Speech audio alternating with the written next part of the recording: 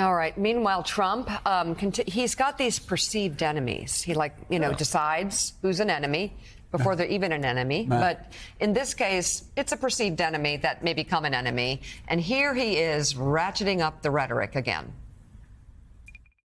I was asked the other day, and I took a little heat for it. They said, who's our biggest threat? Is it China, sir? Is it Russia? I said, no, our biggest threat are high-level politicians that work in the United States government, like Mitch McConnell, Nancy Pelosi, Schumer, Biden, Justice Department. Which brings us to our favorite segment, Projection or Confession. Let's bring in right now Washington correspondent for the New York Times, Michael Schmidt. He joins us now with new reporting titled, Trump says the justice system has been weaponized. He should know. Tell us about the story, Michael. Well, look, with Trump, there's obviously a lot to go around. And I think one of the most important issues that doesn't always get as much attention were his proactive attempts to use the powers of the federal government against his perceived enemies, and how hard he tried to have them prosecuted, have their security clearances taken away, have their pensions taken away, trying to stop government assets from protecting them, a range of different things that he did, which I think, are in a different bucket than the obstructive acts that he took, which were acts to throw sand in the gears of investigations and raise questions about whether he broke the law. But in these other instances, he was taking the federal government's power and trying to use it against his enemies, to use the criminal justice system to do that. He was not extremely successful there. But now, as he confronts these investigations, these 4 investigations into his own conduct, he's claiming that the government is being weaponized against him. And that's just quite rich, given his past history of how hard he tried. And in the story, we quote John Kelly, his former chief of staff, talking about how Trump obsessed about this issue and talked about it constantly, talked about trying to use the FBI and even the IRS against his enemies in the same exact way that he claims the system is doing that to him today.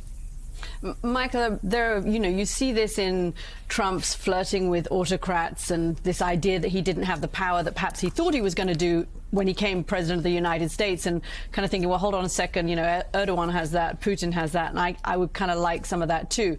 But put your reporting today on the weaponization of government institutions into the whole idea of intent and the investigations into January the 6th. We've seen Jack Smith have a kind of slew of sort of successes in terms of getting people subpoenaed to testify. How would Trump's views on the weaponization of government, how does that play into the idea of intent and proving intent around January the 6th? It's a good question. I'm not exactly sure. I think that they're certainly trying to use the people around him. Jack Smith is trying to use the people around him to understand not only what he was trying to do and how he viewed government and how he thought government should work for him.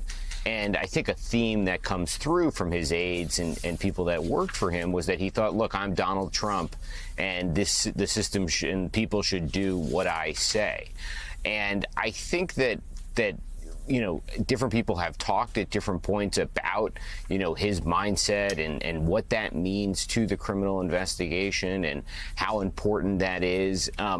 The thing I found sort of remarkable about the story that we did today was that when we went to the Trump folks to get a comment about this particular example we use in the story where the Justice Department in Washington was pushing on prosecutors in New York to investigate John Kerry, the spokesman for Trump basically, stood by the idea that Kerry should have been prosecuted and that Kerry was doing something wrong, and that there was essentially nothing wrong with what had gone on in regards to the attempts to have Kerry prosecuted. So it just shows a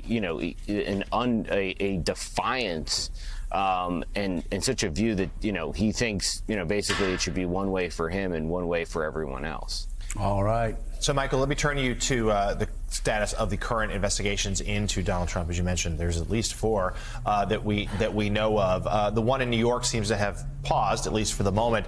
But Jack Smith, the special counsel in Washington, D.C., seemingly wins every day in terms of defeating Trump's claims of executive privilege and getting more and more of his most senior aides, including, we're talking about the Vice President of the United States, to testify or to likely testify in the days ahead. Give us your sense as to what we should look for next.